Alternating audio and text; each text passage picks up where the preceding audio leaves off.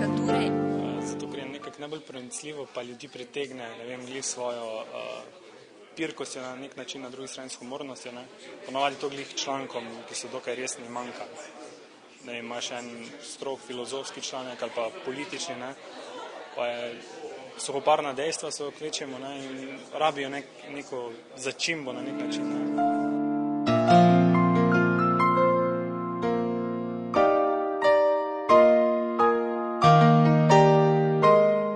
Kaj je bila tista prelomnica, da si začel ustvarjati karikature? Pa ne vem, recimo pisna faks, ustvarjanje pri katedri je bilo tudi del moje diplomske naloge, ne, pač profesor Anka Krašna mi je pomagala tudi dosti pri tem, ne, z nasveti, pač predlogi.